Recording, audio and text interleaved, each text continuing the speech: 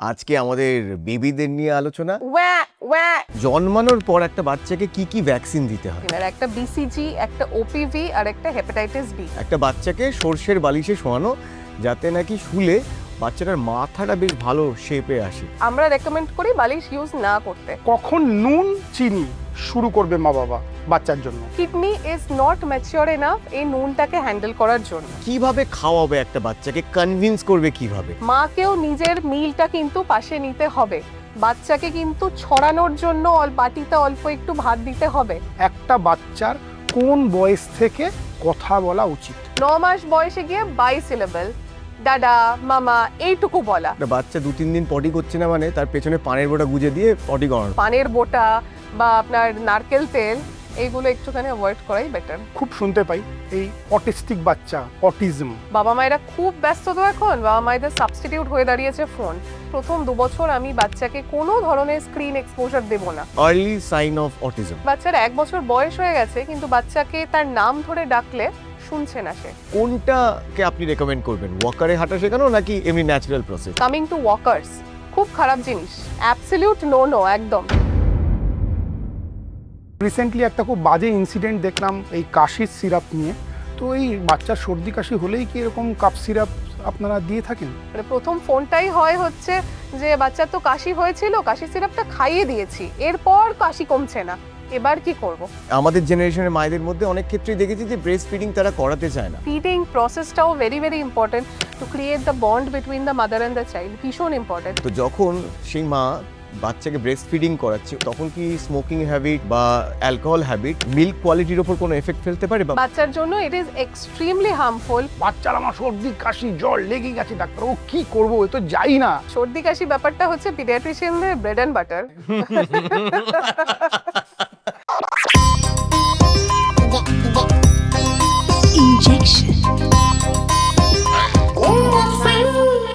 High, আমি Sayan. High, আমি কুশল।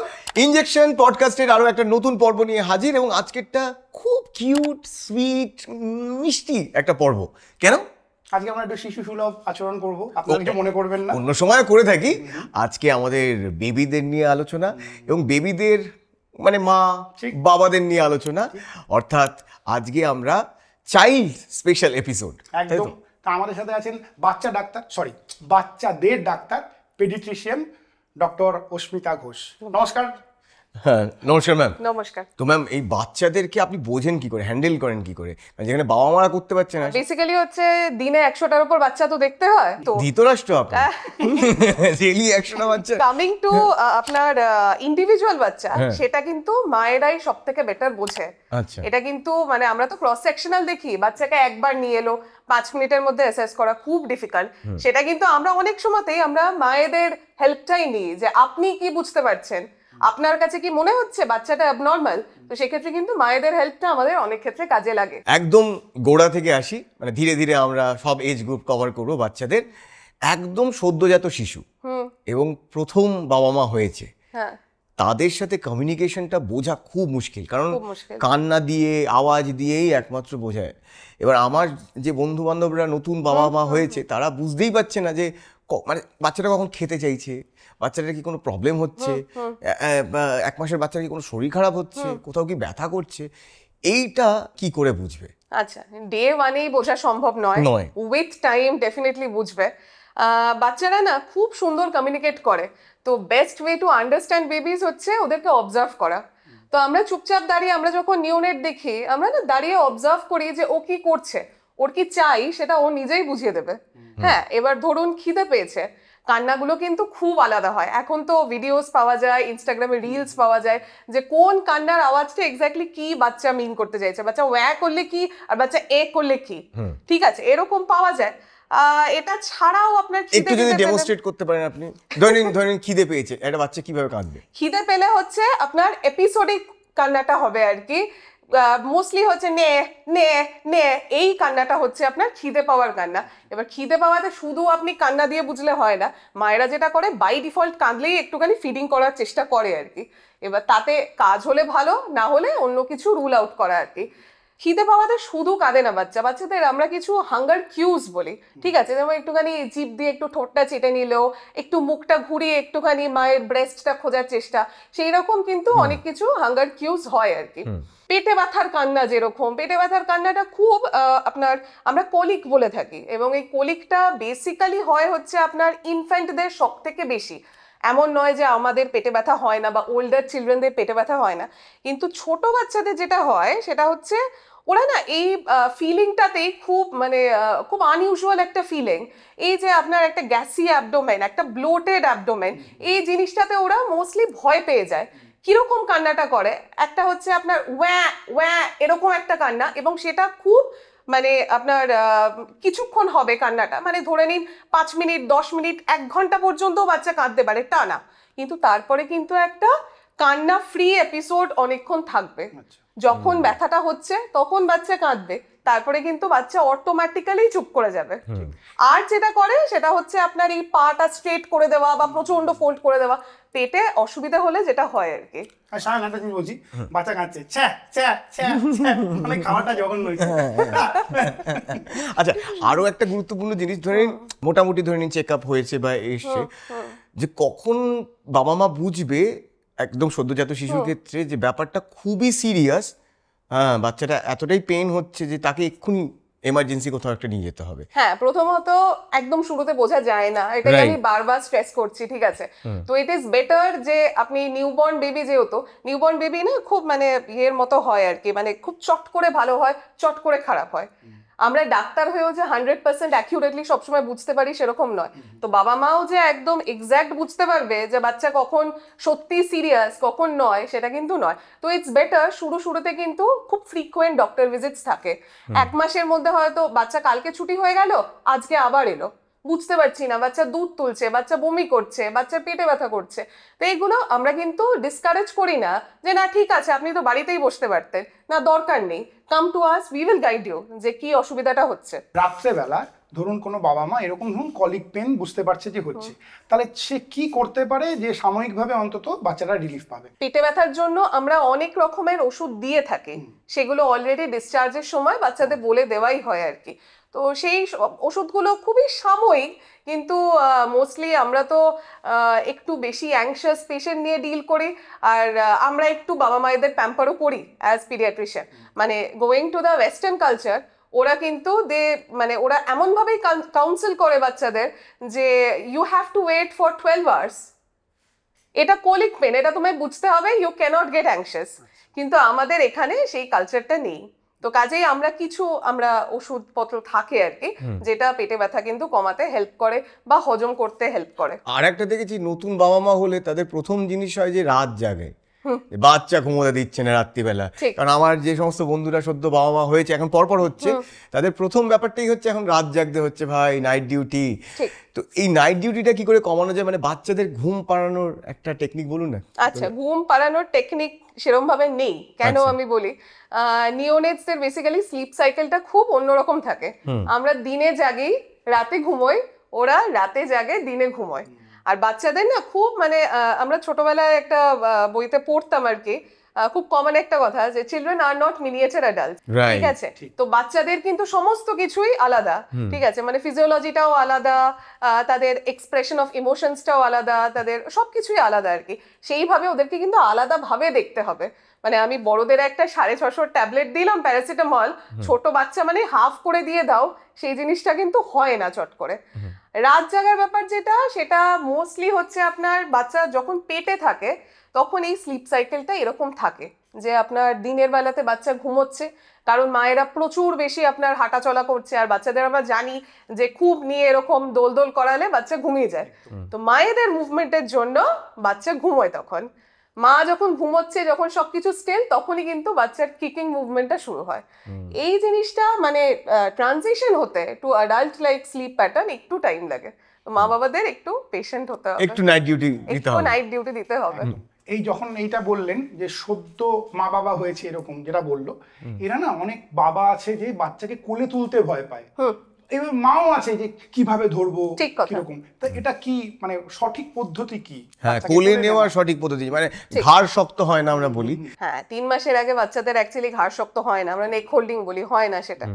তো সব থেকে মানে আমাদের যেটা করতে হবে, ফিক্স করতে হবে, সেটা হচ্ছে বাচ্চার স্পাইনটা। তো সেটাকে যদি আমি সাপোর্ট দিতে পারি, খুব ইজি। বাচ্চাকে প্রথমে ধরে নিন আমি শুয়ে আছে, আপনার হাত দুটো বা পা দুটো আলতো করে তুললাম, ঘাড়ের নিচে একটা হাত দিলাম, যেই হাতটা দিয়ে দিলাম, এবার হচ্ছে বাচ্চাকে উঠিয়ে নিয়ে আরেকটা হাত কোমরে দিয়ে দিলাম, দ্যাটস ইট। বাচ্চাকে আমরা তো এক হাতেই ক্যারি করি, ছোট বাচ্চাদের অসুবিধা কিছু হয় না। তো শুধু স্পাইনটাকে সাপোর্ট দেওয়া টিল দ্য টাইম ওটা ম্যাচিওর করে, সেটুকু করলেই হবে, ভয় পেলে তো হবে না।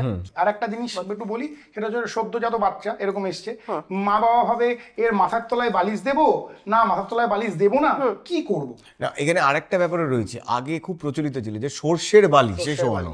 হ্যাঁ, একটা বাচ্চাকে সর্ষের বালিশে শোয়ানো, যাতে নাকি শুলে বাচ্চাটার মাথাটা বেশ ভালো শেপে আসে। মাথার শেপ তো আমাদের সবারই গোল, হ্যাঁ, তো আমাদের সবাই যে আমরা সর্ষের বালিশে শুয়েছি সেরকম তো নয়। আচ্ছা, ছোটবেলায় যেটা হয় সেটা হচ্ছে আপনার মানে লাইক অল বোনস, আমাদের স্কাল বোনস গুলো খুব সফট থাকে, সেটা আস্তে আস্তে যখন শক্ত হয় ধীরে ধীরে কিন্তু হয়ে যায়। অনেক বাচ্চারই দেখবেন যে ছোটবেলায় হচ্ছে একটা দিক চ্যাপ্টা, একটা দিকে ফিরেই শোয়, কিন্তু তার যে বড়বেলাতে গিয়ে ওটা থাকে সেরকম কিন্তু নয়। বালিশের ব্যাপারে সর্ষের বালিশ ব্যাপারটা আমি বলবো যে এটা খুব কন্ট্রোভার্সিয়াল একটা জিনিস, তবে বালিশ অ্যাজ আ হোল ছোট বাচ্চাদের কিন্তু ইউজ না করলেও হয়, রাদার আমরা রেকমেন্ড করি বালিশ ইউজ না করতে। কেন? কারণ বাচ্চাদের না ঘাড়টা খুব ছোট হয়, তো নিচে বালিশ দিয়ে দিলে ঘাড়টা না এরকম হয়ে যায়। আমরা একটা টার্ম বলি অবস্ট্রাকটিভ অ্যাপনিয়া, মানে এই গলাটা আপনার অবস্ট্রাকশন হচ্ছে বলে বাচ্চা শ্বাস নিতে পারে না। তো দ্যাট ক্যান বি ডেঞ্জারাস। কিন্তু তার থেকে আমি যখন বাচ্চাকে এমনি শুয়ে রাখছি, বাচ্চার ঘাড় অটোমেটিক্যালি একটু এক্সটেন্ডেড হয়ে আছে, গলা তো ছোট, শ্বাসে ওটা হেল্প করে শ্বাস নিতে। তাহলে বালিশ রেকমেন্ডেড নয় একদম সদ্যজাত বাচ্চার ক্ষেত্রে। আর একটা খুব কমন প্রবলেম বাচ্চার বাবা মা বলে যে এই বাচ্চার বারবার পটি হচ্ছে বা কনস্টিপেশন হচ্ছে, এই বাচ্চার পটি অবজার্ভ করাটা কতটা ইম্পর্টেন্ট একটা পেরেন্টসের জন্য? প্রথম কথা হচ্ছে প্রথম পটিটা করলো কিনা, ঠিক আছে, within the first 48 hours of life, that is very very important. ঠিক আছে, ওটাকে আমরা মেকোনিয়াম বলি, একটা গ্রিন কালারের একটা পটি বেরোয়, সেটা খুব ইম্পর্টেন্ট, সেটা না হলে অনেক রকমের সমস্যা হতে পারে। মানে গ্রিন যেন হয় ওটা অবজার্ভ করা? না না, ওটা অবজার্ভ করার কিছু নেই, ওটা জাস্ট পাস করছে যে ওটা গ্রিনই হবে। ওকে, যেহেতু আপনার ওটা বাইল মিস থাকে, ওটা গ্রিনই হবে। বাট এর পরের যে পিরিয়ডটা আপনার নিউবর্ন, তো মিল্ক বেসড ডায়েট, শুধুই তারা দুধ খাচ্ছে, তো সেক্ষেত্রে আপনার এই শুধু দুধ খাওয়ার সময় বা দুধ থেকে সলিডসে ট্রানজিশন হওয়ার সময় there is a change of potty habits. হ্যাঁ, মায়েরা প্রচণ্ড বেশি কনসার্নড হয়ে যায় যে আমার বাচ্চা সারাদিনে 10 বার পটি করছে। তো আমরা একটা খুব কমন লাইন বলে থাকি পিডিয়াট্রিশিয়ানরা, যে আপনার বাচ্চা সারাদিনে 20 বার স্টুল করতে পারে আর 7 দিন স্টুল নাও করতে পারে। Both of this are absolutely normal. যেটা দেখতে হবে আমার বাচ্চার ফিডিং হ্যাবিটটা ঠিক আছে কিনা, বাচ্চা ভালো খাচ্ছে কিনা, বাচ্চা খাওয়ার পর ঘুমোচ্ছে কিনা, বাচ্চা প্লেফুল আছে কিনা। যেহেতু অ্যাবসলিউটলি মিল্ক বেসড ডায়েট, সব বাচ্চা তো একই রকম খায় না, একই রকম অ্যামাউন্ট খায় না, একই রকম দুধ খায় না, সেই জন্য এই পটি হ্যাবিটসগুলো প্রবলেম হয়। মা ঠাকুমাদের প্রচলিত জিনিস রয়েছে, একটা বাচ্চা 2-3 দিন পটি করছে না মানে তার পেছনে পানের বোঁটা গুজে দিয়ে পটি করানো, এটা কতটা যুক্তিযুক্ত? এইগুলো বেসিক্যালি ইউজ না করাই উচিত, এইগুলো একদমই আমরা রেকমেন্ড করি না। যদি সত্যি সত্যি প্রলংড কনস্টিপেশন হচ্ছে, বাচ্চার কষ্ট হচ্ছে যে হার্ট স্টুল হয়ে গেছে, সেক্ষেত্রে আমরা মানে আমাদের মেডিসিনস আছে, আমরা সাপোজিটরি দিয়ে থাকি, কিন্তু সেটা ডেফিনেটলি মেডিকেটেড হতে হবে। হ্যাঁ, কিছু না হলে আমরা অ্যাটলিস্ট মানে নর্মাল স্যালাইন দিয়েও পুশ করে আমরা রেকটাল ওয়াশ দিই, বাট ডেফিনেটলি এই সমস্ত জিনিস, পানের বোটা বা আপনার নারকেল তেল, এইগুলো একটুখানি অ্যাভয়েড করাই বেটার। এখন তো পেডিয়াট্রিশিয়ানরা বাচ্চার যখন হচ্ছে তখন ওটিতেও থাকে, কিছু কনজেনিটাল যদি ডিফেক্ট থাকে সেটা দেখার জন্য। আর একটা খুব কমন প্রবলেম আমরা দেখতে পাই যে বাচ্চার জন্ডিস, বলছে যে বাচ্চা জন্মালো নিয়ে চলে গেছে একটা নীল রঙের কি আলোর মধ্যে ফেলে আমার বাচ্চাকে রেখে দিয়েছে। তো এই সম্বন্ধে একটু বলুন যে আপনারা এই যে ছোট্ট বয়স থেকে মানে একদম মানে ডেলিভারির সময় থেকে আপনারা কি কি জিনিস দেখেন আর কি কি প্রবলেম হতে পারে বাচ্চা? নিওনেটাল জন্ডিস আর অ্যাডাল্ট জন্ডিস ব্যাপারটা একটু অন্য রকমের। নিওনেটসের খুব কমনলি জন্ডিস হয়। কেন হয়? তার দুটো কারণ। একটা হচ্ছে আমাদের জন্ডিসটা হয় আমাদের শরীরে একটা কেমিক্যাল বিলিরুবিনের জন্য। তো এই বিলিরুবিনটা আমাদের শরীরে এমনি ফর্ম হয় আমাদের যখন আরবিসি রেড ব্লাড সেলস যখন ভাঙে, সেখান থেকে একটা বাই প্রোডাক্ট হচ্ছে বিলিরুবিন। এবার সেই বিলিরুবিনটা এক্সক্রিট করার দায়িত্ব হচ্ছে লিভারের। নিওনিটসের হচ্ছে লিভারটা খুব immature, like all other organs liver is very very immature. তো ও এটা পারে না করতে, নাম্বার ওয়ান। নাম্বার টু হচ্ছে আমাদের রেড ব্লাড সেলস, এটা হয়তো আপনার যতদিনে ভাঙছে নিওনিটসে তার থেকে আরেকটু তাড়াতাড়ি ভাঙছে, কাজেই প্রোডাকশন অফ বিলিরুবিনটাও বেশি হলো আর এক্সক্রিশনটাও অতটা এফেক্টিভভাবে হলো না। সেই জন্য বিলিরুবিন জমে গিয়ে আপনার একটা জন্ডিস হয়। এটা ছাড়াও হচ্ছে আরো অনেক বিভিন্ন ফ্যাক্টরস আছে, যেরকম মায়ের যদি নেগেটিভ ব্লাড গ্রুপ, বাচ্চার পজিটিভ ব্লাড গ্রুপ, মায়ের ও ব্লাড গ্রুপ, বাচ্চার এ অথবা বি ব্লাড গ্রুপ, এই ধরনের ফ্যাক্টরগুলোতে যেখানে মিসম্যাচ এনি যে কোনো জায়গাতে হচ্ছে আপনার ব্লাড যেখানে ভাঙছে, আরবিসি বেশি ভাঙছে, বেশি বিলিরুবিন তৈরি হচ্ছে, সেখানেই কিন্তু জন্ডিস বেশি হবে। এবার জন্ডিস হলেই কি সেটা প্রচণ্ড ভয়ের একটা জিনিস? না, বড়দের কিন্তু জন্ডিস হলেই সেটা আমরা প্যাথোলজিক্যাল জন্ডিস বলি, মানে জন্ডিসটা খারাপ জন্ডিস, এটা রোগ থেকেই হয়েছে। বাচ্চাদের দু ধরনের জন্ডিস হয়, ফিজিওলজিক্যাল জন্ডিস যেটা খুব স্বাভাবিক এই ফিজিওলজিক্যাল কারণগুলোর জন্য, আর প্যাথোলজিক্যাল জন্ডিস যে বাচ্চার কোনো একটা সমস্যা আছে যার জন্য আপনার বেশি ব্লাড ভাঙছে বা বিলিরুবিন এক্সক্রিট হচ্ছে না এটসেট্রা। তো এই ফিজিওলজিক্যাল জন্ডিসটা কিন্তু ট্রিটেবল। অনেক সময়তে খুব কম জন্ডিস থাকলে আমরা কিছু করি না, কিন্তু আপনার এই যে নীল আলোর তলায় রাখা, আমরা এটাকে ফটোথেরাপি বলি। নীল আলোর বেসিক্যালি ওদের একটা পার্টিকুলার একটা ইউভি ব্যান্ড লেন্থ আছে। ও যেটা করে সেটা হচ্ছে এই বিলিরুবিনটাকে স্কিনের তলায় জমে যে বিলিরুবিনটা, আমরা বড়দের মোস্ট অফ দ্য বিলিরুবিন আমরা চোখে দেখি, বাচ্চাদের কিন্তু স্কিনটা খুব পাতলা হয়, তো আমরা আলো দিয়ে ওখানেই বিলিরুবিনটাকে কনভার্ট করে দিতে পারি।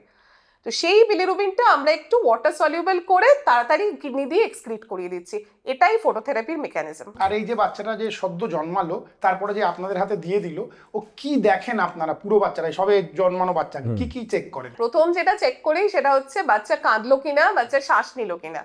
সেটা যদি না হয় আমাদের এরকম ভেরিয়াস স্টেপস থাকে, নিওনেটাল রিসাসিটেশন বলি আমরা, যে শ্বাস নেওয়ানোর জন্য যা যা করণীয় আর কি।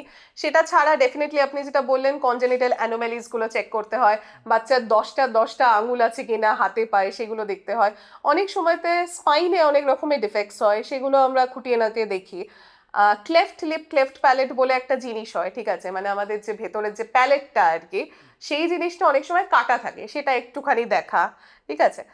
বাচ্চা ইউরিন করলো কিনা, স্টুল করলো কিনা এটসেট্রা। জন্মানোর পর একটা বাচ্চাকে কি কি ভ্যাকসিন দিতে হয়? আচ্ছা, জন্মের পরেই আমরা বার্থ ডোজ দিই 3টে ভ্যাকসিনের, একটা বিসিজি, একটা ওপিভি আর একটা হেপাটাইটিস বি। এগুলো একটু সহজে বলে দেবেন। আচ্ছা, বিসিজি মানে হচ্ছে টিউবারকুলোসিসের জন্য। আচ্ছা, এটা কিন্তু টিউবারকুলোসিস প্রিভেন্ট করে না, কিন্তু সিভিয়ার ফর্ম অফ টিউবারকুলোসিস সেটা থেকে প্রিভেন্ট করে বিসিজি, ঠিক আছে।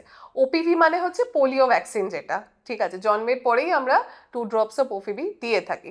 আরেকটা হচ্ছে আপনার হেপাটাইটিস বি। হেপাটাইটিস বি তো একটা আপনার জানেনই একটা লিভার কন্ডিশন, ঠিক আছে, লিভারের ইনফেকশন। অনেক সময়তে মা ওটা ক্যারি করে, সেখান থেকে বাচ্চাদের আসে, তো প্রোটেক্টিং এগেনস্ট দ্যাট আর কি। এরপরে আমরা যেটা বাচ্চাদের ডাকি সেটা হচ্ছে 6 উইক্সে। তো এরকম ভাগ করা থাকে। এখন মোস্টলি পিডিয়াট্রিশিয়ান বলুন বা আপনার গভর্নমেন্ট সেটআপেও হচ্ছে আপনার ভ্যাকসিন কার্ড একদম ডিসচার্জের সময় দিয়েই দেওয়া থাকে। তো ওখানেই কিন্তু অটোমেটিক্যালি ডেটসগুলো মেনশন করা থাকবে। আর আমরা নর্মালি বলি যে বাচ্চার যদি কোনো সমস্যা না থাকে তাহলে প্রথম আমাদের কাছে আসবেন হচ্ছে 6 উইকস অফ এজে। যখন ফার্স্ট ভ্যাকসিন যে কটা টাইম অফ ভ্যাকসিনেশন হবে প্রত্যেকবারই একবার করে আমরা পিডিয়াট্রিশিয়ানরা দেখব তার গ্রোথ, ডেভেলপমেন্ট, তার প্রবলেমস এটসেট্রা। এগুলো ম্যান্ডেটরি। এটা ছাড়াও ডেফিনেটলি বাচ্চার যেরকম যা অসুবিধা তখন আসতে পারে। কিছু বাচ্চা দেখেছি ম্যাম মানে খুব লাথি মারে, মানে গেলেই কেউ কাছে গেলে হেভি লাথি মারে। তো এইটা কেন আর কি, মানে ফুটবলার হবে নাকি? ফুটবলার হবে, এটাই আমারও তাই মনে হলো। বড় হয়ে হয়তো খুব লাথি মারে, মানে এটাই কোনো ইন্ডিকেশন ম্যাম? না না না, ওরা আলাদা করে কিছু, হ্যাঁ এটা এমনি হয় কিক বক্সার, কিছু বাচ্চা হ্যাঁ কিছু হবে একদম। না এরকম কিছু হয় ছোট কাছে গেলেই লাচের উপরে বাচ্চা দিয়ে লাথি মেরে দুম দাম মারছে। আচ্ছা, এবার আমরা অন্নপ্রাশনে আসি। একটা বাচ্চা পুরোপুরি মিল্ক ডায়েটে ছিল, সেখান থেকে সে নর্মাল খাবার দাবারে শিফট করছে, অর্থাৎ ভাত, সবজি, মাছের ঝোল, মানে যা যা বাড়িতে হয়। একদম একদম। তো এই শিফটিংটা কিভাবে করতে হয়? একবারে কি তাকে খাসির মাংস দিয়ে দেবো রোববার দিন যা যা হয় নাকি? আমরা যেটা বলি প্রথম 6 মাস হচ্ছে আপনার এক্সক্লুসিভ ব্রেস্ট ফিডিং, বাচ্চা শুধু মায়ের বুকের দুধই খাবে। এখন যদিও হয় না সেটা, এখন অনেক ফর্মুলা ফিড বেরিয়ে গেছে, কিন্তু the best food for the baby for the first 6 months কিন্তু ব্রেস্ট মিল্ক, একদম শুধু ওটা। 6 মাসের পরে আস্তে আস্তে আমরা যে ট্রানজিশনটা করি সেটা হচ্ছে মিল্ক থেকে প্রথমে আমরা ক্লিয়ার লিকুইড দিই। এই প্রথম 6 মাসে কিন্তু আইডিয়ালি বাচ্চাকে আমার জল দেওয়ারও কথা নয়। হ্যাঁ, এবার জল দেবো না মানে আমার যখন তাহলে বাচ্চা যখন লুজ টুল হচ্ছে, বাচ্চাকে কি তাহলে আমি ওআরএসও দেবো না? ইয়েস, সেটা কিন্তু দেবো। ওষুধও দেবো না, সেগুলো ডাজ নট কাউন্ট। আলাদা করে বাচ্চাকে যে জল খাওয়াতে হবে সেটা কিন্তু দরকার হয় না। আস্তে আস্তে আমরা শিফট করি হচ্ছে ক্লিয়ার লিকুইডস হলো, তারপরে হচ্ছে আরেকটু মানে এগুলো না মোটামুটি উইকে 1টা বা 2টো করে নতুন খাবার আমরা ইন্ট্রোডিউস করি। একসাথে পুরো প্ল্যাটার দিয়ে দিলে বাচ্চা কিন্তু রিজেক্ট করবে। এবার আমি একেবারে ধরে নিচ্ছি নন ভেজের জায়গা থেকেই আসছি, তো কিভাবে ইন্ট্রোডিউস করে? প্রথমে কার্বস ডাল দিয়ে নাকি শুরুতে নন ভেজ দিয়ে দেবো, মানে মাছ বা মাংস? প্রথমে আমরা নর্মালি যেটা সব থেকে সহজ পাচ্ছ, আমরা ছোটবেলা থেকে ভাত খেয়ে আসছি, তো ভাতটা দিয়ে আমরা স্টার্ট করতে বলি আর কি। হ্যাঁ, ভাত, তারপরে হচ্ছে হুইট প্রোডাক্টস গুলো একটু বাচ্চাদের বিস্কিট এটসেট্রা এগুলো একটু হজম করতে ডিফিকাল্ট হয়, তো we always encourage rice based diet আর কি। সেটা ভাত দিয়ে শুরু করলে সব থেকে ভালো। একটা একটুখানি চিপে দিলাম আমি, তার 2 দিন বাদে দেখছি যে ও ওটা একসেপ্ট করছে কি না করছে। সেটা খুব পেশেন্টলি ডিল করতে হয়, যে আমি যে খাবারগুলো দিয়েই যাচ্ছি আমার বাচ্চা খাচ্ছে না, ডিমটা তাকে আমি 2 সপ্তাহ ধরে দিয়ে যাচ্ছি, রোজই একটু করে ইন্ট্রোডিউস করছি, বাচ্চা খাচ্ছে না। একটা বাচ্চা 20 বার অব্দি একটা খাবারকে রিজেক্ট করতে পারে, কিন্তু মাকে পেশেন্টলি কিন্তু ওটা তার মানে আমার বাচ্চা খায় না সেরকম নয়, আবার রিইন্ট্রোডিউস করতে হবে। You give a gap and then you reintroduce আবার। তো এবার আমরা ম্যামের অন্নপ্রাশনের ব্যবস্থা করি। মানে ম্যামের জন্য রয়েছে আমাদের গিফট পার্টনার শালিমারের পক্ষ থেকে একটা স্পেশাল গিফট। দাও, একটু দেখিয়ে দাও। হ্যাঁ, যেখানে ম্যাম এখানে পুরো রান্নাঘরের সমস্ত সামগ্রী রয়েছে, আপনি এখান থেকে দারুণ দারুণ সব রান্না করবেন, আপনি খাবেন, মানে ওই বললাম যে নিউবর্নকে খাওয়াতে পারবে। নিউবর্নকে খাওয়াতে পারবেন না, সব কিছু রয়েছে। হ্যাঁ, thank you so much. Thank you ma'am. তো খাওয়ার ব্যাপারে আরেকটা জিনিস জিজ্ঞেস করি, কখন নুন চিনি শুরু করবে মা বাবা বাচ্চার জন্য? খুব কন্ট্রোভার্সিয়াল একটা জিনিস, আমাদের ছোটবেলায় ব্যাপারটা ছিল ছিলই না। না। এখন কিন্তু মা বাবারা খুব কশাস, 1 বছর বয়স অব্দি কিন্তু নুন চিনি, স্পেসিফিক্যালি নুনটা ইন্ট্রোডিউস করছে না। এবার এটা নিয়ে আমাদের গাইডলাইন বলে, এটার একটাই সাইন্টিফিক এক্সপ্লেনেশন, যে kidney is not mature enough এই নুনটাকে হ্যান্ডেল করার জন্য। কিন্তু একটা 6 মাসের বাচ্চাকে আপনি বুঝিয়ে সুঝিয়ে খাইয়ে দিতে পারবেন, একটা 1 বছরের বাচ্চাকে আপনি নুন চিনি ছাড়া খাবার দেবেন, সে তো খাবেই না। ঠিক আছে, চিনিটা খুব একটা সমস্যা করে না। আমরা এই সমস্ত কিছু গাইডলাইন্স এবং নিজেদের ইন্ডিভিজুয়ালাইজ করে আমরা যেটা বলি সেটা হচ্ছে অ্যাডেড সল্ট দেওয়া যাবে না, বা যে সমস্ত খাবারে ধরুন নুন খুব অতিরিক্ত, ধরে নিন আচার, প্রসেসড ফুডস বা আপনার চিপস এটসেট্রা, এই জিনিসগুলো একটু অ্যাভয়েড করাটা ভালো।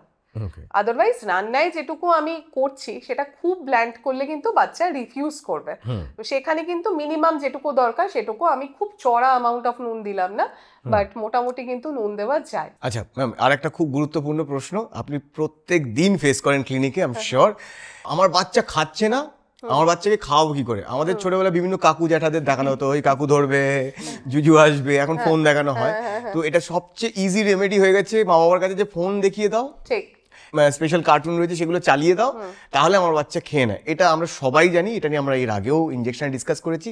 এটা একদমই একটা আনসাইন্টিফিক এবং আনহেলদি প্রসেস, বাচ্চার সামনে ফোন অন করে মানে খেতে বসিয়ে দেওয়া। তো কিভাবে খাওয়াবে একটা বাচ্চাকে, কনভিন্স করবে কিভাবে? প্রথম কথা হচ্ছে যে কনভিন্স কিভাবে করবে। কনভিন্স করার প্রথম নিয়মটা হচ্ছে বাড়ির এনভায়রনমেন্টটা খুব, আমি যে খাবো দাবো এরকম একটা এনভায়রনমেন্ট হতে হবে।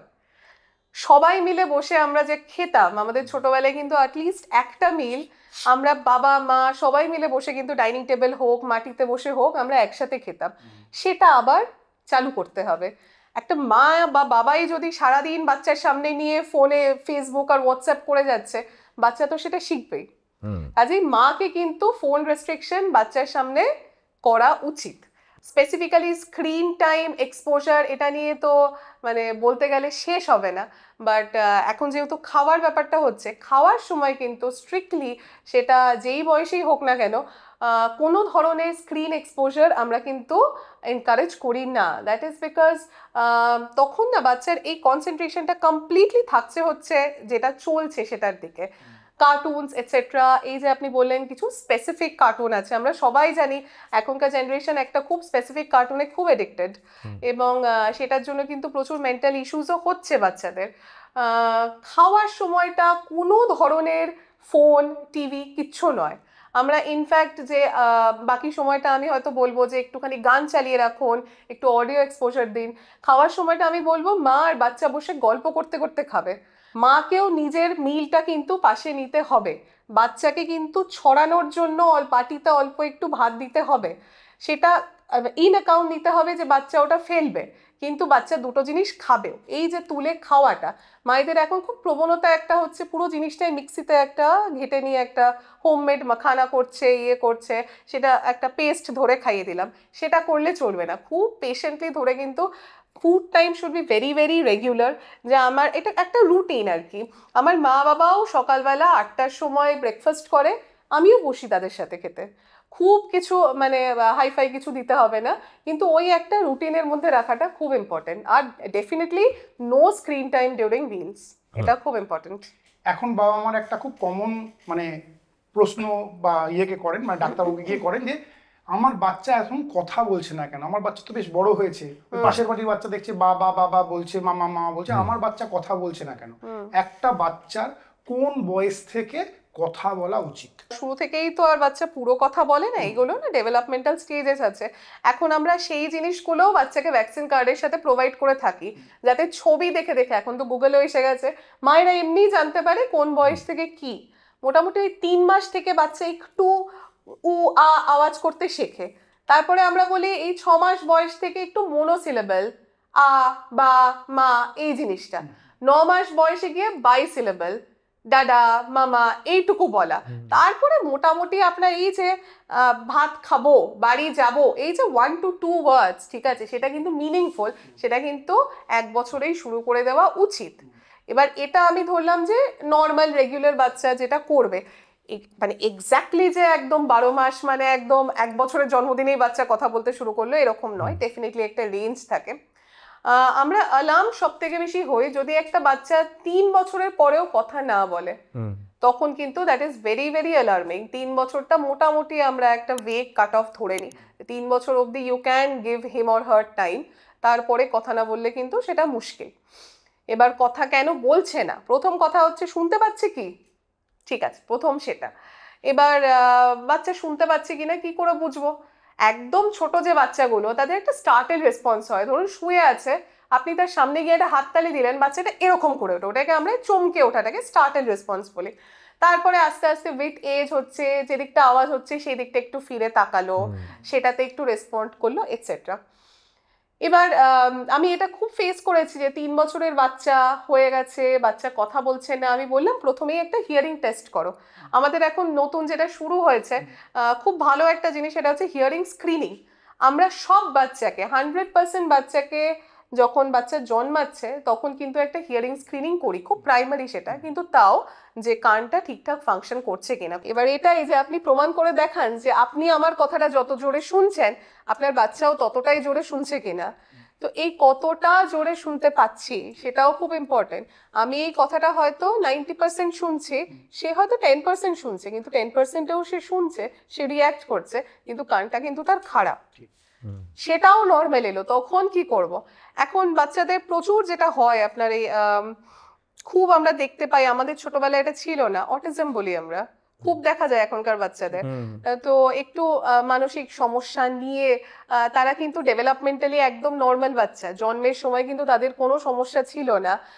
মেইন কালপ্রিট হচ্ছে ফোন। মায়েরা যেটা বলে থাকে ফোনই যত নষ্টের গোড়া, ফোনই যত নষ্টের গোড়া, সত্যি কথাই তাই।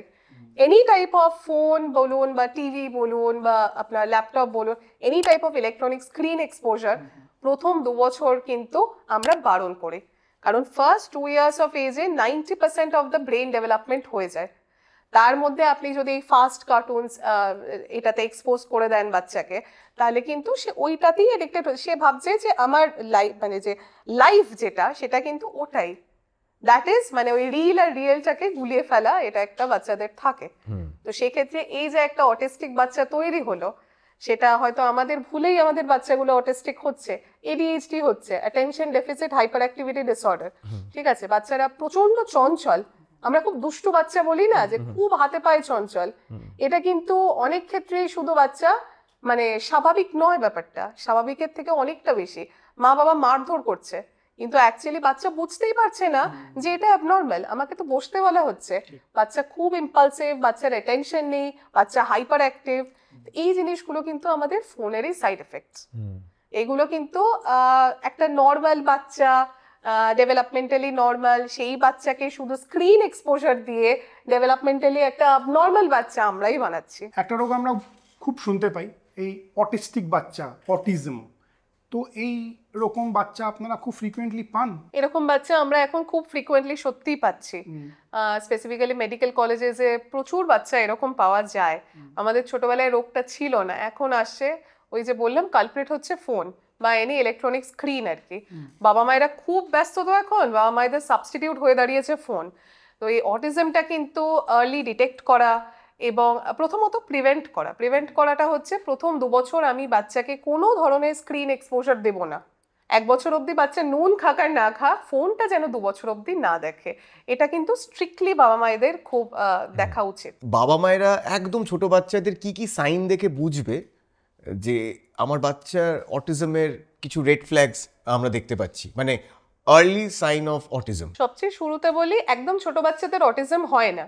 যেই বাচ্চা স্ক্রিনের ব্যাপারটা বুঝতেই পারছে না, কন্টেন্ট বুঝতে পারছে না, সেই বাচ্চার কিন্তু অটিজম হয় না। তো নর্মালি যখন থেকে আপনার এই জিনিসগুলো বুঝতে পারছে যে আমার মোবাইলে কি জিনিস চলছে, সেটা যখন তার মাথায় খেলছে, তারপরের থেকেই এটা স্টার্ট হয়। খুব কমনলি আমরা বলি যে বাচ্চার 1 বছর বয়স হয়ে গেছে, কিন্তু বাচ্চাকে তার নাম ধরে ডাকলে শুনছে না সে, ঠিক আছে, এটা একটা। সেকেন্ডলি হচ্ছে ডেফিনেটলি একটা স্পিচ ডিলের একটা এই আপনার হিয়ারিং অ্যাবনর্মালিটি রুল আউট করার পর কিন্তু autism is a very big reason. আচ্ছা, এছাড়াও হচ্ছে আপনার বাচ্চা খুব ইমোশনালি ব্লান্ট বাচ্চা হচ্ছে। আপনি আনন্দ পাচ্ছেন, হাসছেন, রাগ করছেন, দুঃখ করছেন, বাচ্চার কোনো ইমোশনস নেই। সে হাসতেও পারে না, সে কাঁদতেও পারে না, সে রাগ করতেও পারে না, সে শুধু ফোনটার দিকে তাকিয়ে থাকতে পারে। কোনো পিয়ার প্লে নেই সমবয়স্ক বাচ্চাদের সাথে। 3 থেকে 4 বছরের বাচ্চারা নর্মালি খেলাধুলা করে, এরা কিন্তু করবে না, কিন্তু কারণ এরা খেলতে জানেই না। হ্যাঁ, হয়তো নিজেরা খেলছে, কিন্তু আমি যে আর 4টে বাচ্চার সাথে খেলনা শেয়ার করব, কথা বলবো, গল্প করব, এই জিনিসটা এই বাচ্চাদের কিন্তু থাকে না। একটা থাকে আপনার সেমনেস বা ওয়াননেস, মানে একই জিনিস বারবার বলা, একই কাজ বারবার করা, একটা কোনো ফেভারিট জিনিস সেটাকে ছেড়ে সে করবে না। মানে ধরে নিন সে একটা জামা পরতে খুব ভালোবাসে, সে রোজ চাইবে ওই জামাটাই পরতে, আপনি তাকে ছাড়াতে পারবেন না। বা একই কাজ সে বারবার বলবে, একটা কথা বারবার বলবে, যেটা অকারণ রেপিটেশন হচ্ছে। এগুলো থেকে ডেফিনেটলি বাবা মায়েরা কিন্তু বুঝতে পারে যে প্রথমত আমাকে স্ক্রিন বন্ধ করতে হবে, দ্বিতীয়ত আর্লি আমাকে পিডিয়াট্রিশিয়ানের কাছে নিয়ে যেতে হবে। নিয়ে গিয়ে এখন আমাদের অনেক অত্যাধুনিক প্রযুক্তি আছে, অনেক ধরনের থেরাপি আছে, সেগুলো কিন্তু করালে অটিস্টিক বাচ্চা আর্লি ডিটেক্ট হলে কিন্তু সেরে যায়। এইবার হচ্ছে বাচ্চাকে হাঁটা শেখানো। হ্যাঁ, আমরা তো নর্মালি শিখে গেছি, এখন দেখেছি ওয়াকার বা আরো অনেক কিছু এসছে। হ্যাঁ, তো কোনটাকে আপনি রেকমেন্ড করবেন, ওয়াকারে হাঁটা শেখানো নাকি এমনি ন্যাচারাল প্রসেস? আর কোন বয়সটা হাঁটা শেখাটা শুরু করার সঠিক? আচ্ছা, এগুলো বেসিক্যালি আপনার এই মোটর ডেভেলপমেন্ট বলি আমরা। যেরকম ধরুন 6 মাস বয়সে একটা বাচ্চা প্রথম হচ্ছে সিটিং উইথ সাপোর্ট, ঠিক আছে, মানে বাচ্চা এই যে সামনে দুটো হাত দিয়ে একটা ট্রাইপডের মতো বাচ্চা বসছে, বাচ্চার স্পাইনটা আর দুটো হাত, ট্রাইপডের 3টে পা, এটা হচ্ছে সিটিং উইথ সাপোর্ট 6 মান্থসে। 8 মান্থসে আস্তে আস্তে হচ্ছে সিটিং উইদাউট সাপোর্ট, তার মানে হাতটা ছেড়ে দিল, আস্তে আস্তে এমনিই বসছে, ঠিক আছে। অ্যারাউন্ড 9 to 10 মান্থসে হচ্ছে আস্তে আস্তে বাচ্চা উঠে দাঁড়াবে with support, standing with support, ঠিক আছে। স্ট্যান্ডিং উইদাউট সাপোর্ট বা ওয়াকিং উইথ সাপোর্ট, এইগুলো মোটামুটি আপনার 1 বছরের মধ্যে চলে আসা উচিত। ইম্পর্টেন্ট যেটা বলবো একটা, সেটা হচ্ছে 1.5 বছর হয়ে গেছে আমার বাচ্চা হাঁটছে না, definitely consult a paediatrician, that is the cut off. 1.5 বছর হয়ে গেছে, বাচ্চা যদি না হাঁটে তাহলে কিন্তু ওটা দেখাতেই হবে।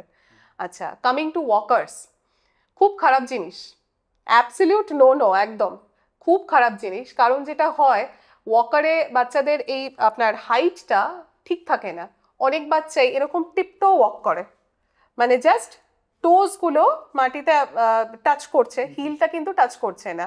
আমাদের হাঁটা শেখানো হয় কিন্তু আগে হিল দিয়ে পা, হিল দিয়ে সামনেটা এরকম ভাবে। তো সেক্ষেত্রে কিন্তু এই যে অবনর্মালিটিটা, পায়ের যে একটা ফুট ডিফর্মিটি প্রচুর আমরা দেখতে পাই।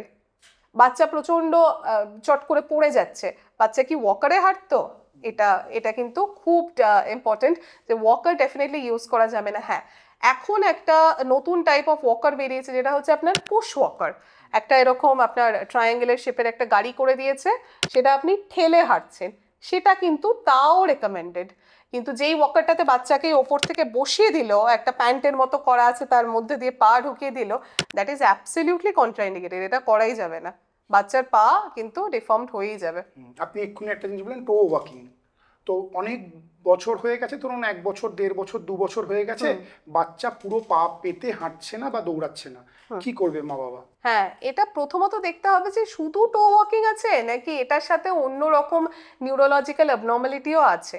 মানে একটা টো ওয়াকিং, আমাদের সেরিব্রাল পলসি বলে একটা রোগ হয় বাচ্চাদের, হ্যাঁ, জন্মগত একটা রোগ। সেই ক্ষেত্রে কিন্তু আপনার এই টো ওয়াকিং জিনিসটা খুব ইম্পর্টেন্ট একটা সাইন।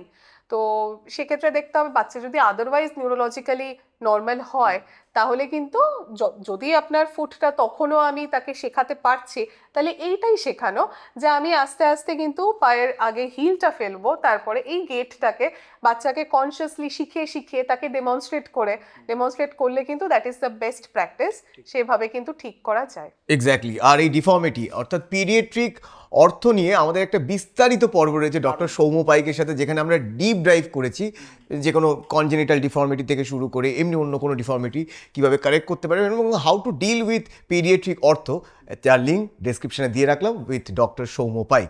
ধরুন আপনার বাড়িতে কারণ নেই, কিন্তু ধরুন আপনার পাশে বা আপনার কোনো প্রতিবেশী কারোর এরকম বাচ্চার আছে, তো তাকে অবশ্যই ভিডিওটা দেখাতে পারেন, অনেক উপকার পাবেন। টুইন বেবি, টুইন বেবির ক্ষেত্রে না স্পেশালি যাদের একরকম দেখতে হয়, আইডেন্টিক্যাল টুইন যারা হয়, অনেক বাবা মা গুলিয়ে ফেলে। তো কি করে ম্যানেজ করবে কোনটা এ কোনটা বি?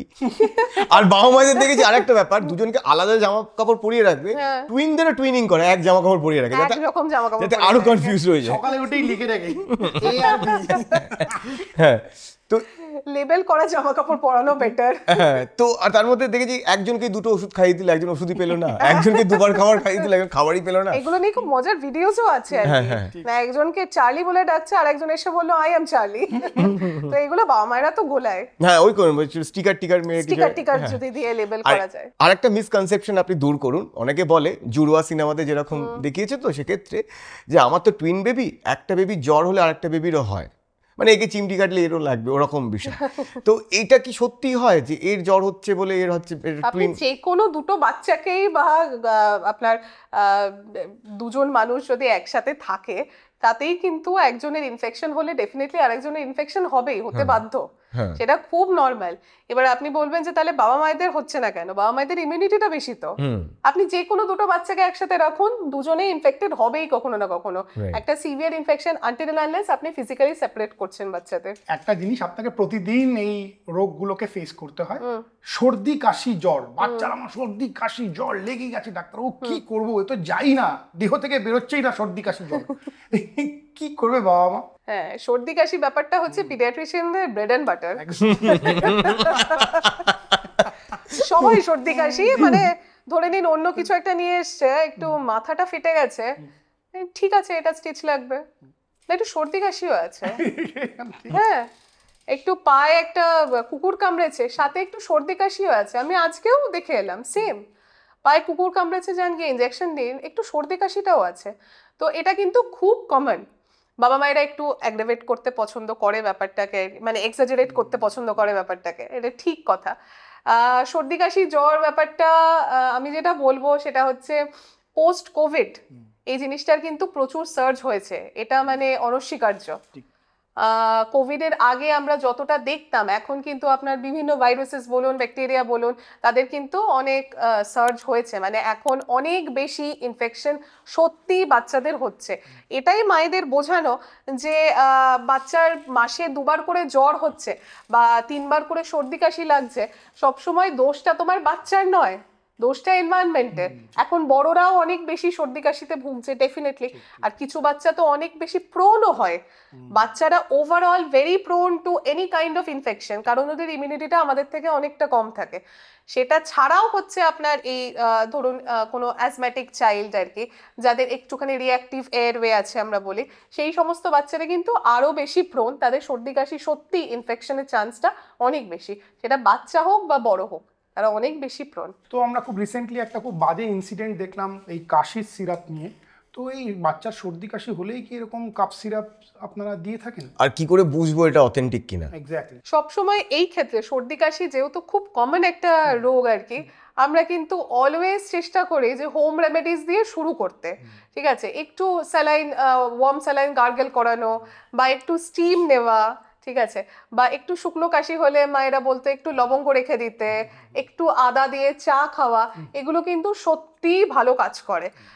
সব ক্ষেত্রে কাশির সিরাপ দেওয়াটা কিন্তু এখন খুব র্যাম্প্যান্টলি ইউজ করে, ডাক্তারদের কাছে আসার দরকার পড়ে না। মানে প্রথম ফোনটাই হয় হচ্ছে যে বাচ্চার তো কাশি হয়েছিল, কাশির সিরাপটা খাইয়ে দিয়েছি, এরপর কাশি কমছে না, এবার কি করব। এবার এটা বুঝতে গেলে একদম বেসিক্সে নামা, যে কাশি ব্যাপারটা কি, কাশি কেন হয় আমাদের। কাশি কিন্তু আমাদের একটা প্রোটেক্টিভ রিফ্লেক্স। কোনো কিছু আপনার ধরুন কোনো কিছু আটকে গেছে বা আপনার বুকে কফ জমেছে, সেটাকে বার করার মেকানিজমটা হচ্ছে কাশি। তো আমরা দু ধরনের কাফ বলি, একটা ড্রাই কাফ, একটা ওয়েট কাফ। ড্রাই কাফ মানে হচ্ছে আপনার কিছু নেই যেটা বার করবে, কিন্তু আপনার কাশি হচ্ছে, তো ড্রাই কাফটা বেসিক্যালি ইউজলেস কাফ। ধরে নিন গলায় কোনো একটা ইনফেকশন হয়েছে, অ্যালার্জি হয়েছে, সেখান থেকে একটা ইরিটেশন হয়ে কাশি হচ্ছে। এই কাশিটা কিন্তু আপনার এই হোম রেমেডিস দিয়ে খুব সুন্দর করে কন্ট্রোল করা যায়। এই কাশিটা কমানোর জন্যই যে ধরনের কাফ সিরাপগুলো প্রেসক্রাইব করা হয়, সেগুলো কিন্তু মানে ম্যাসিভ ডোজে দিয়ে দিলে একটু মুশকিল হতে পারে। বাচ্চা এক্সেসিভ ঘুমোচ্ছে, বা হচ্ছে আপনার রেসপিরেটরি ডিপ্রেশন হয়ে যাচ্ছে, এটসেট্রা আর কি। আর যেটা হচ্ছে আপনার ওয়েট কাফ, মানে আপনাকে সত্যি কফ জমে আছে, কাশি চেষ্টা করছে সেটাকে বার করা, that is the useful calf. এই কাশিটাকে কিন্তু আমাকে হেল্প করতে হবে, তার মানে আমি এই কাশিটাকে আরেকটু বাড়ানোর চেষ্টা করব, ওকে আরেকটু হেল্প করার চেষ্টা করব, যাতে ভেতরে যেটা জমে আছে সেটাকে একটু লিকুইডিফাই করে আমি যদি বার করতে পারি। মা বাবা বলে যে সব সময় ঠিকই আছে, কিন্তু যখন রাত্রেবেলা শুতে যাচ্ছে তখন ছেলেটা বা মেয়েটা ঘুমাতে পারছে না, কেশে কেশে ঘুম ভেঙে যাচ্ছে, কি করতে পারে? এটা যেটা করা সেটা হচ্ছে এখন বাচ্চারা এমনিতেই খুব প্রোন টু অ্যালার্জি হয়। তো শোয়ার সময় যেটা হয়, আমাদের নাকে যে জলটা আমাদের সারাদিন সামনে দিক দিয়ে ঝরছে, শোয়ার পরে একই জিনিসটা পেছন দিক দিয়ে ঝরতে শুরু করে, পোস্ট নেসাল ড্রিপ বলি আমরা। সেই যে পেছন দিক দিয়ে ঝরলো, এই জিনিসটাই গলাতে গিয়ে ইরিটেশন হচ্ছে, একটা শুকনো কাশি হচ্ছে। তো যেটা করা যেতে পারে, এই রাইনাইটিসটা যদি খুব বেশি আমাকে বদর করছে, এটাকে ট্রিট করা। একটুখানি শোয়ার সময় একটুখানি আমি যদি গরম নুন জলে গার্গেল করি, তাহলে গলাটা অলরেডি আমি একটুখানি ইয়ে করে রাখলাম, প্রাইম করে রাখলাম। এই জিনিসগুলো করলেই মোটামুটি সেরে যায়। বড়দেরও একটা রোগ অ্যালার্জি, বাচ্চাদেরও একটা রোগ অ্যালার্জি। তো কি কি অ্যালার্জির রোগ বাচ্চার হতে পারে? সব ধরনের অ্যালার্জি হতে পারে। আমরা স্পেসিফিক্যালি দু ধরনের ম্যানিফেস্টেশনস দেখতে পাই। একটা হচ্ছে আপনার স্কিন র্যাশেস, আর্টিকেরিয়া বলে থাকি আমরা, ঠিক আছে, মানে বড় বড় হচ্ছে আপনার প্যাপিউল মতো হবে, সেগুলো চুলকবে। আর আরেকটা ডেফিনেটলি হচ্ছে আপনার যে রেসপিরেটরি সমস্যা আর কি, যে বাচ্চার এই যে আপনার হাঁচি হচ্ছে, কাশি হচ্ছে, অ্যাজমার সমস্যা, এই জিনিসগুলো। অ্যালার্জি ডেফিনেটলি এখন অনেক বেশি বেড়েছে, বিভিন্ন এনভায়রনমেন্টাল ফ্যাক্টর আছে, জেনেটিক ফ্যাক্টর আছে, অনেক কিছুর জন্যই। কিন্তু যেটা নিয়ে বলা সেটা হচ্ছে এখন সব বাবা মায়েরাই জানেন যে একটা খুব কমন টেস্ট বেরিয়েছে অ্যালার্জি প্রোফাইল বলে। একটু কস্টলি হলেও মোটামুটি ওটা সাধ্যের মধ্যে, সবাই অ্যালার্জি প্রোফাইল করাচ্ছে, দেখে নি কিসে কিসে অ্যালার্জি আছে। আমাদেরও ছিল, আপনাদেরও নিশ্চয়ই ছিল ছোটবেলায়, অনেকেরই বেগুন খেলে, চিংড়ি মাছ খেলে, ডিম খেলে, ইলিশ মাছ খেলে অ্যালার্জি হবে। কিন্তু ব্যাপার হচ্ছে এই অ্যালার্জি প্রোফাইলে ধরুন 100টার মধ্যে 95টা খাবার আপনাকে বারণ করে দিল, আপনার অ্যালার্জি আছে, তাতে আপনি খাবেন না সেটা সারা জীবনের জন্য, বাবা মায়েরা কিন্তু বন্ধ করে দিচ্ছে। সত্যি সত্যি আমার বাচ্চা হুইট খায় না, আমার বাচ্চা ইয়ে খায় না, দুধ খায় না, এখন সব কিছুতেই হচ্ছে আপনার gluten free products available, lactose free products available. এই ছাতার মাথা জিনিস আমাদের ছোটবেলায় কিন্তু ছিল না। না না, সত্যি কথা। আমাদের তো খেয়ে চুলকালেই বুঝতে অ্যালার্জি, কোনো অ্যালার্জি Exactly, প্রোফাইল ওটাই ছিল। exactly. এবার অ্যালার্জি প্রোফাইলে যেগুলো ধরা পড়ছে, এমন নয় যে পুরো জিনিসটাই হচ্ছে একদম মানে খারাপ জিনিস। এবার ওটা না গ্রেডেশন হয়, বা অ্যালার্জিরও আপনার গ্রেডেশন হয়। কারোর খেয়ে ওই যে চুলকচ্ছে, এই অ্যালার্জিটা কিন্তু মানেই যে আমাকে খাবারটা বন্ধ করে দিতে হবে তেমন নয়। অ্যানাফাইল্যাক্সিস বলে একটা খুব সিভিয়ার টাইপ অফ অ্যালার্জি হয়, যেখানে বাচ্চা বড় সবারই হতে পারে। ওটা খেলে আপনার মুখ ফুলে যাচ্ছে, ঠোঁট ফুলে যাচ্ছে, গলার ভেতরে ফুলে গিয়ে শ্বাসকষ্ট হচ্ছে। এই ধরনের রিয়াকশন যদি বাচ্চার কোনো খাবারে হয়, তাহলে ডেফিনেটলি সেটা কন্ট্রাইন্ডিকেটেড ফর লাইফ। যদি একবারও বাদাম খেয়ে বা কাঁকড়া খেয়ে বা চিংড়ি মাছ খেয়ে এটা হয়েছে, তার মানে সারা জীবন সত্যি এই খাবারটা খাওয়া যাবে না। কিন্তু বাকিগুলো কিন্তু আমরা যেটা বলি, অনেক ধরনের এখন থেরাপিও পাওয়া যায় আপনার, যে রিইন্ট্রোডিউস করা এটসেট্রা, সেগুলো পিডিয়াট্রিশিয়ানদের সাথে কথা বলে কিন্তু করা যেতে পারে। ইনহেলার, একটা বাচ্চাকে যখন একবার ইনহেলার দেওয়া হয়, এটা নিয়ে একটু সবাই চিন্তায় থাকে, এটা বোধহয় সারা জীবন তাকে নিয়ে যেতে হবে। তো কখন ইনহেলার নিতে হয় আর কখন স্টপ করতে হয়? ইনহেলার ব্যাপারটা হচ্ছে, প্রথম কথাই বলে রাখি যে এটাও কিন্তু একটা কাশির ওষুধ, ঠিক আছে? সব কাশি কিন্তু সিরাপে সারে না। ইনহেলার জিনিসটাও দিয়ে আমরা যেটা করি, এই কাশির ওষুধটা আমরা ডিরেক্টলি এয়ারওয়ের ভেতরে মানে লাংস অবধি পৌঁছে দিই আর কি। তো এটাও একটা কাশির ওষুধ, এটা মাথায় রাখলে খুব সুবিধা হয়। দ্বিতীয় কথা হচ্ছে, ইনহেলার ব্যাপারটা এখনও আমাদের কাছে একটা স্টিগমা। আমি খুব রেজিস্ট্যান্স ফেস করি বলতে যে একটু ইনহেলার স্টার্ট করতে হবে বাচ্চাকে। যে কাশি ইনহেলার লাগবে সেই কাশি কিন্তু সিরাপে সারবে না, এটা খুব ভালো করে বুঝে নেওয়া দরকার।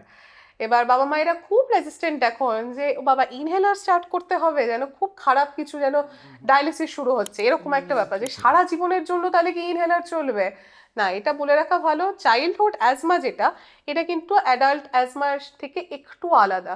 মানে ধরুন যদি 100টা বাচ্চার চাইল্ডহুড অ্যাজমা হয়, 100টারই যে অ্যাডাল্ট অ্যাজমা হবে সেরকম নয় কিন্তু। মানে অনেক বাচ্চাদেরই কিন্তু 80 to 90% বাচ্চাদের কিন্তু চাইল্ডহুড অ্যাজমা চাইল্ডহুডেই সেরে যায়। যখন এপিসোডস হচ্ছে, এই ধরুন এখন সিজন চেঞ্জের সময়, এখন শীত পড়ছে বা শীত থেকে যখন গরম পড়ছে, যখন আপনার ভাইরাসেস ব্যাকটেরিয়া এগুলো খুব বেশি অ্যাক্টিভ, অ্যালার্জি খুব বেশি হতে পারে, তখন হয়তো এপিসোডিক আমরা একটু ইনহেলার 2 মাস 3 মাসের জন্য যে বাচ্চার দরকার তাদেরকে দিলাম। কন্ট্রোল হয়ে গেলে আমরাই ওটাকে টেপার করে করে বন্ধ করে দিই। ইনহেলার স্টিগমা নয়, এটা খুব ভালো করে বুঝে রাখা যে ইনহেলারটাও একটা কাশির ওষুধ, শুধু ওটা সিরাপে দেওয়া যাবে না। ইনহেলার না দিলে যে সমস্যাটা হয় সেটা হচ্ছে এয়ারওয়েগুলো আস্তে আস্তে ছোট হয়ে গিয়ে কিন্তু এই যে ইনফেকশনটা সেটা কিন্তু লাংসের মধ্যে জমছে। আমি এয়ারওয়েটা খুলতে দিচ্ছি না, ইনহেলারের কাজ হচ্ছে এয়ারওয়ে খোলা, ন্যারোয়িংটাকে খুলে দেওয়া। খুলে দিলে কিন্তু এটা বেরিয়ে আসবে, খুলতে দিচ্ছি না মানে ইনফেকশনটা জমছে, পরবর্তী ক্ষেত্রে আরো বেশি হার্মফুল হবে। বাচ্চারা যখন একটু বুদ্ধি হয়ে যায় তখন বুঝতে পারে যে মা বাবা আমাকে এই আমার ডাক্তারের কাছে নিয়ে যাচ্ছে, আমার ডাক্তার নিয়ে যাচ্ছে, তো তখন বাচ্চারা খুব ভয় পায়। আপনার কি এরকম কোনো বাচ্চা আছে যে আপনি সেই বাচ্চা যে আসছে তাকে দেখে আপনি ভয় পেয়ে যান? হ্যাঁ, প্রচুর বাচ্চা এরকম তো হয়। এটা মানে বাচ্চাদেরকে করে ম্যাম? ভয় ওরা কি পাওয়া, করে? কি করি মানে হচ্ছে, মানে এটা ওরা কি তো- করে? ওরা কি করে? আপনি তো থামানোর চেষ্টাই করেন। ওরা যেটা করে সেটা হচ্ছে একটু আমার মানে চেম্বারের অবস্থাটা আর একটু গুছিয়ে দিয়ে চলে যায় আর কি। একটু ব্যাগটা খুলে দেখলো আর কি কি আছে না আছে, ঠিক আছে। তারপরে ওই চটটর খাওয়া তো আছেই আর কি, সেগুলো তো খেতেই হয়। তো ওইসব জেনেই আর কি প্রফেশনে ঢুকতে হয়, যে না এগুলো তো আমার ওই অকুপেশনাল হ্যাজার্ড আর কি। হ্যাঁ, সবচেয়ে টাফ জিনিসটি ডিল করছেন আপনি। টাফ জিনিসকে ডিল করা। আর বাচ্চার সাথে বাচ্চাকে বকেন? বাচ্চাকে বকাটা সলিউশন নয়, এটা আমরা সমস্ত মা বাবাদের বলে থাকি। বাচ্চার সাথে না, এখনকার বাচ্চারা তো খুব স্মার্ট বাচ্চা, আমাদের মতো নয় হানাবোদা, খুব স্মার্ট বাচ্চা, তাদের সাথে না কনভারসেশনে এনগেজ করতে হবে। কোনো একটা কিছু নিয়ে, আমরা পিডিয়াট্রিশিয়ান হিসেবে আমরা তো 5 মিনিট 10 মিনিট একটা বাচ্চা কতক্ষণ আমাদের কাছে থাকবে, তার বেশি থাকে না। সেই 10 মিনিটের মধ্যে আমি যদি আমাকে দেখতে হয়, আমাকে তার সাথে একটা র্যাপও তৈরি করতে হবে, তার সাথে একটা কনভারসেশন আমার স্টার্ট করতে হবে। তো সেই কনভারসেশনে সে যদি পার্টিসিপেট করে, আই হ্যাভ ওয়ান, আমি তাহলে কিন্তু বাচ্চা দেখতে আমার কোনো আপত্তি নেই। কিন্তু কিছু বাচ্চা সেটাতেও রেজিস্ট্যান্ট, সে তো জানে আমি তো প্রত্যেকবারই আসি, এ তো আমার সাথে গল্পই করে, ঠিক আছে, তাকে কোনোভাবে অন্যভাবে শান্ত করে একটু শর্ট টাইমের মধ্যে দেখে ছেড়ে দেওয়া আর কি। আর ইনজেকশন, আমরা বড়রাও ভয় পাই, বাচ্চারা তো যেই ডাক্তার ইনজেকশন দেয় তার কাছে যাব না, আর একটা বাচ্চাকে ইনজেকশনে কনভিন্স করানো মানে ধরে বেঁধে চেপে মানে টাফ ডিল। হ্যাঁ, tough deal। তো আপনি একটা বাচ্চাকে ইনজেকশন নেওয়া কনভিন্স করান কি করে? প্রথম কথা হচ্ছে আগে ওই ব্যাপারটা ছিল আর কি, ভুলিয়ে ভালিয়ে ওদিকে তাকাও, ইনজেকশনটা পুশ করে দিলাম। ওটা তো প্রথমবার এখন তো হবে। দেখতে পায়, আর প্রথমবার হয়, আর এখন তো টেবিলে দেখতে পাই, হয়তো দেখতে পাচ্ছি আমি, ওরা ঠিক চেনে কোনটা পেন আর কোনটা ইনজেকশন। তো সেটাই আর কি মোটামুটি একটা আপনার মাদের সাথে একটু কনভারসেশন এটা ওটা করে আর কি টুক করে দিয়ে দেওয়া, সেটাই মেইনলি করতে হয়। যদি না বাচ্চা খুব ভালো বাচ্চা হয় আর কি, কিছু বাচ্চা হয় প্রচন্ড মানে সেন্ট লাইক বাচ্চা আর কি, যে হ্যাঁ কিছুই বললাম না আর কি, কিছু বাচ্চা হেসে বেরিয়ে গেল যে কিছুই হয়নি, তো সেই সমস্ত বাচ্চা খুব রেয়ারই হয়।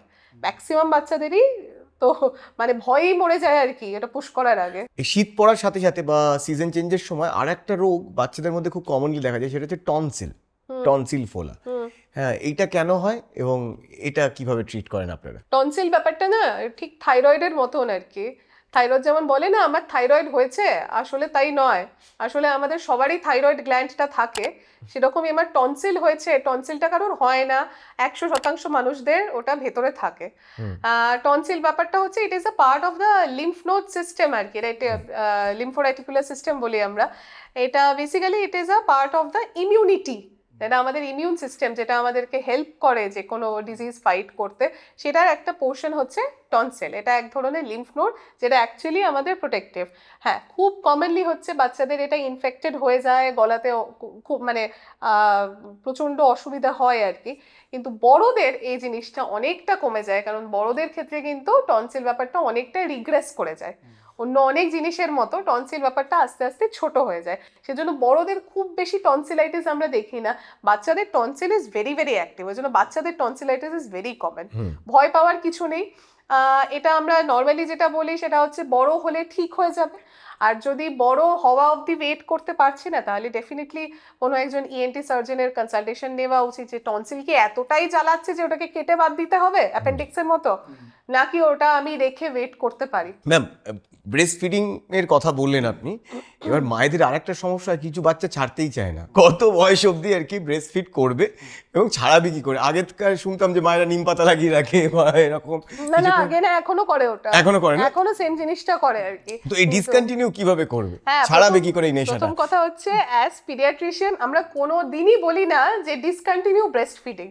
মানে গাইডলাইনে পরিষ্কার বলা আছে যে বাচ্চা অ্যাটলিস্ট 2 বছর অবধি ব্রেস্ট ফিড করবে, or as long as the baby demands. But ডিমান্ডটা যদি অতিরিক্ত হয়ে যায় তাহলে ডেফিনেটলি আপনার ওই যেগুলো আপনি রেমেডি বলছেন। না আমি বলছি না, আমি শুনেছি ম্যাম। না আমি বলছি ম্যাম, কত বয়স অবধি, মানে ধরুন 3, 4, 5, 6 করতে দেখেছি আমরা, 5 বছর 6 বছর অবধি আমরা করতে দেখেছি। কিন্তু ওই যে বললাম আমাদের গাইডলাইনে বলে না যে একটা ওটা তো একটা বন্ডিং এর মতো মা আর বাচ্চার, যে ওটা যে জোর করে আমাকে ছাড়াতে হবে, এটা আইডিয়ালি আমরা as paediatricians we can't recommend that. Breast feeding এর কথা যখন এলো তখন অনেক মা বলে যে ব্রেস্ট ফিড করাচ্ছি, আমার মনে হচ্ছে বাচ্চার পেট ভরছে না, তো কি করে বুঝবো ডাক্তারবাবু আমার বাচ্চার পেট ভরছে কি ভরছে না? এবার ব্যাপার হচ্ছে যে ব্রেস্ট মিল্কের মধ্যে দুটো জিনিস থাকে, একটা জল আর একটা খাবার, ঠিক আছে? ব্রেস্ট মিল্ক যখন সিক্রিশন হয় তখন প্রথম পোর্শনটা হচ্ছে জল, যেটা বাচ্চার তেষ্টা মেটায়, আর পরের পোর্শনটা হচ্ছে খাবার, ঘন দুধ, যেটা বাচ্চার খিদে মেটায়। তেষ্টা মিটছে কি করে বুঝবেন? বাচ্চা অ্যাটলিস্ট সারাদিনে 6 বার ইউরিন পাস করবে, ওটাই কাট অফ। খিদে মিটছে কি করে বুঝবেন? খাওয়ার পর বাচ্চা ঘুমিয়ে পড়লো। এই দুটো খুব সিম্পল জিনিস, যে বাচ্চা খাওয়ার পর ঘুমিয়ে পড়ছে আর সারাদিনে 6 বার ইউরিন পাস করছে, তার মানে খিদেও মিটছে, তেষ্টাও মিটছে। এটা খুব, আর আরো অনেক বেশি ইন্ট্রিকেট ডিটেলস আমরা মাদের বলে থাকি, যে খাওয়ানোর সময় ডেফিনেটলি একটা ব্রেস্ট এমটি করুন একটা ফিডে, এদিক ওদিক সুইচ করবেন না। যদি সুইচ করে একই ফিডে, তাহলে যেটা হয় এই ব্রেস্টেরও জলটা পেলো, ওই ব্রেস্টেরও জলটা পেলো, তাহলে ইউরিন আউটপুট ঠিকই থাকবে, কিন্তু খাবারটা পেলো না, বাচ্চা ঘুমোবে না, কাঁদতেই থাকবে। তো সেই জিনিসগুলো একটু ইন্ট্রিকেট ভাবে মাদের বলে দেওয়া। আমাদের জেনারেশনের মায়েদের মধ্যে অনেক ক্ষেত্রেই দেখেছি যে ব্রেস্ট ফিডিং তারা করাতে চায় না। আপনি একটুখানি বলুন মানে ব্রেস্ট ফিডিং কেন ইম্পর্টেন্ট এবং প্রপার ওয়ে ব্রেস্ট ফিডিং করানো বাচ্চাকে। ব্রেস্ট মিল্ক কেন ইম্পর্টেন্ট বা ব্রেস্ট ফিডিং কেন ইম্পর্টেন্ট এটা নিয়ে মানে বলতে গেলে সত্যি আপনাদের মধ্যে 5টা এপিসোড লাগবে আমার, ঠিক আছে? তো আমি খুব ডিটেলসে ঢুকছি না। ব্রেস্ট ফিডিং বা ব্রেস্ট মিল্ক শুধু মানে মিল্কটা নয়, ফিডিং প্রসেসটাও very very important to create the bond between the mother and the child. ভীষণ ইম্পর্টেন্ট। মায়ের অনেক ধরনের অ্যাডভান্টেজ হয়, বাচ্চার অনেক ধরনের অ্যাডভান্টেজ হয়।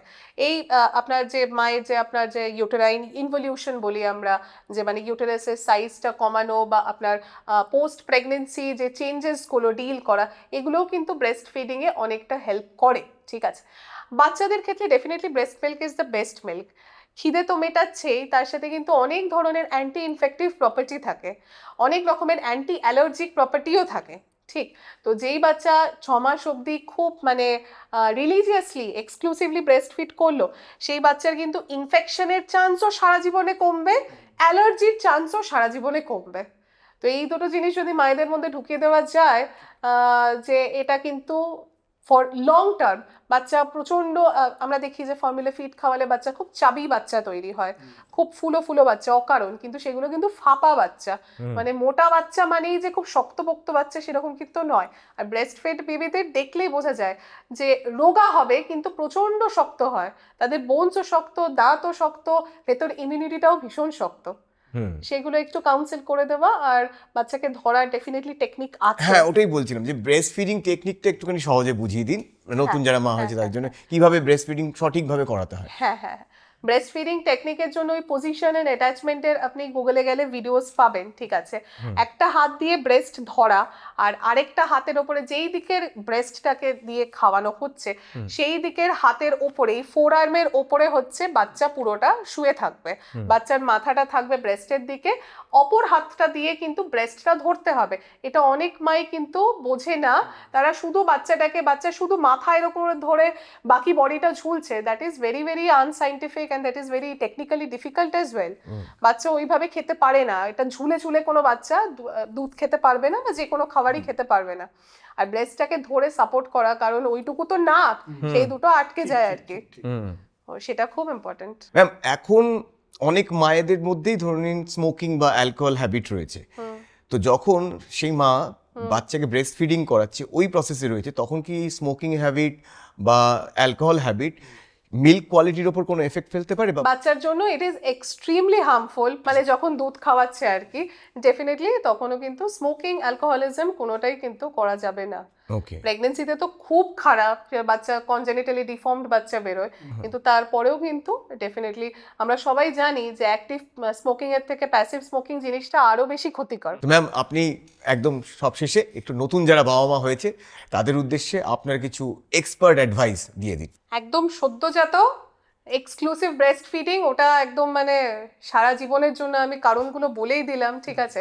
এর থেকে আরও হাজার খানেক কারণ আছে, কিন্তু এগুলো কিন্তু খুব ইম্পর্ট্যান্ট। দ্বিতীয় হচ্ছে ডেফিনেটলি বাচ্চাকে আদর দেওয়া ভালো, কিন্তু আদরে বাদর করাটা দরকার নেই। যেটুকু দরকার সেটুকু আদর, যেটুকু শাসন দরকার সেটুকু কিন্তু দিতেই হবে। বাচ্চাকে মারধর করবেন না, কিন্তু বাচ্চাদের সাথে ডেফিনেটলি কনভারসেশন এনগেজ করা, বাচ্চার সাথে ফিজিক্যালি সময় কাটানো। আমি ফোনে ভিডিও কলে বলে দিলাম যে খেয়েছো তো, ঘুমিয়েছো তো। হ্যাঁ, আমরা অনেকেই বাবা মায়েরা এখন পারবো না হয়তো, সেটা যতটুকু পারা যায় যদি একটা মিলও বাচ্চার সাথে খাওয়া যায়, এবং সেটা ফ্যামিলি শুদ্ধ সবাই মিলে বসে খেলো, এবং ডেফিনেটলি সেটা স্ক্রিন ফ্রি হতে হবে। খুব ইম্পর্টেন্ট এখন যে মোবাইল এটসেট্রা, সেটা কিন্তু আমাদের বাবা মায়েদের রিপ্লেসমেন্ট বা সাবস্টিটিউট কখনো হতে পারে না। তো পুরো আমরা কখনোই এলিমিনেট করতে পারবো না, যতটা পারা যায় যদি কম করা যায় আর কি। আর any doubt visit your paediatrician. কখনো বাচ্চা ডেফিনেটলি মানে নিউবর্নস তো ডেফিনেটলি, ওল্ডার বাচ্চাদের নিয়েও any doubt your paediatrician is only a call away. এখন আমরা সবাই খুব ওয়াইডলি অ্যাভেলেবেল, তো সেক্ষেত্রে কিন্তু reach out. Thank you so much ma'am. আশা করি আমাদের মতো দুটো বাচ্চার সাথে আলাপ করে আপনার ভালো লাগলো। ভীষণ ভালো লাগলো। মানে এগুলো আমরা ওই এফএকিউ বলি আর কি, যে ফ্রিকুয়েন্টলি আস্কড কোয়েশ্চেন্স, বাবা মায়েদের অনেক রকমের প্রশ্ন থাকে আর কি, সেগুলো একটু কমিউনিকেট করে দেওয়া লেম্যান ল্যাঙ্গুয়েজে। বাকি সব কিছুর জন্য আমরা অলওয়েজ অ্যাভেলেবেল। অনেক পিডিয়াট্রিশিয়ান আছে, আপনার বাচ্চারও নিজের পিডিয়াট্রিশিয়ান আছে, তার কাছে রিচ আউট করুন, that is very very important. আর বাচ্চা ডেফিনেটলি খুব প্রেশাস, যত্নে তো রাখতেই হবে। We are always there to help. Thank you so much, ma'am. Thank you so much. And thanks to our gift partner, Shalimar. এবং তার সাথে আপনাদের কাছে অনুরোধ, দেখুন বাচ্চারা না রেকর্ডিং ডিভাইসের মতন হয়, মানে যা দেখে সেটাকে অনুকরণ করে, সেরকমই হয়ে ওঠার চেষ্টা করে। তাই বাচ্চাদেরকে শাসন না করে ওদের সামনে একটা মডেল হয়ে দাঁড়ান। তাই বাচ্চাদের ভালোবাসুন, আদর করুন, বুঝিয়ে, এবং বাচ্চাদের সামনে একটা ভালো এক্সাম্পল হয়ে দাঁড়ান। আর তার সাথে আর একটা ভালো এক্সাম্পল আপনাদের হতে হবে, কি বলুন তো? লাইক শেয়ার সাবস্ক্রাইব ওই যেটা আছে, আর বাচ্চাদের মধ্যে ঘন্টা বাজানো, হ্যাঁ আমাদের মানে একদম যত স্কুলের বাচ্চা আছে, যত বাচ্চা আছে, ডং ডং ডং করে বাজানো। সবাইকে নিয়ে চলে আসুন আমাদের এই চ্যানেলে। কারণ আমরা চেষ্টা করছি এই ক্রিঞ্জ কন্টেন্টের বাজারে কিছু serious awareness, fact based awareness আপনাদের সাথে শেয়ার করার, এবং তার সাথে কমেন্ট করে জানান আর কোন কোন বিষয়গুলো নিয়ে আপনারা চান যে আমরা নতুন নতুন পর্ব নিয়ে আসি। তাহলে এখান থেকেই টাটা বাই বাই বলছি, আমি সায়ন, আমি কুশল। ফিরবো অন্য কোনো পর্বে অন্য কোনো ইনজেকশন নিয়ে। ততক্ষণ আপনারা সুস্থ থাকুন, যাতে ডাক্তারবাবুদের কাছে আপনাকে যেতে না হয়। আর যদি অসুস্থ হন তাহলে নিজে ডাক্তারি করবেন না। Stay fit, stay healthy, tata. চারা।